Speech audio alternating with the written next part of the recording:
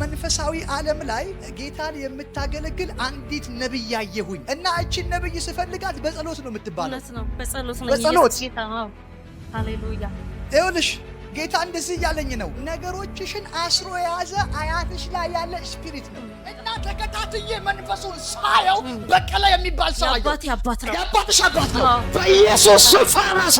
አሜን። እግዚአብሔር ይለኛል ከዚህ ሰዓት ጀምሮ የአንደበትሽ ቃል በብዙ ሰዎች ጆሮ ውስጥ እንዲገባ ኃይልንና ቅባትን በአንቺ ላይ አደርጋለሁ።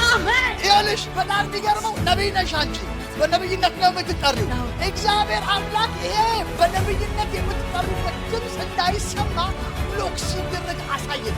ሲወጣ ብሎክ ነው የሚደረገው እና አገልግሎትሽ ወደፊት እንዳይሰፋ እንዳትሄጂ የከለከለሽ መንፈስ ነው። እግዚአብሔር ምስክሬ ነው። ከዚህ ቀን በኋላ አንቺ በመንፈሱ ላይ ኃይለኛ ሆነሻል። አሜን።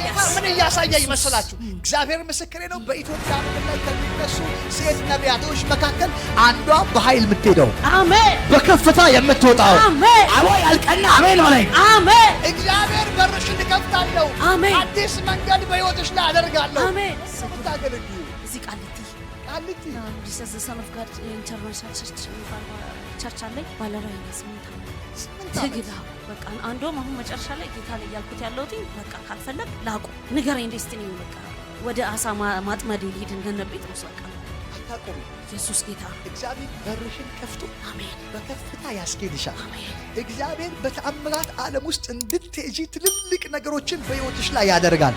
ተስፋ እንድትቆርጭ የፈለገ አውሬ ሞቷል። የሰራዊት ጌታ እግዚአብሔር ከእንደገና ነገርሽን አስተካክሎ በክብርና በመንፈሱ ኃይል ነገሮች ሲሞሉ ሲስተካከሉ እግዚአብሔር ወደ አዲስ ክብርና ጸጋ ሲያስገባሽ አየሁ። አሜን። አይንሽ በልዩነት ይከፈታል። አንቺ የእግዚአብሔር ነብይ ነሽ።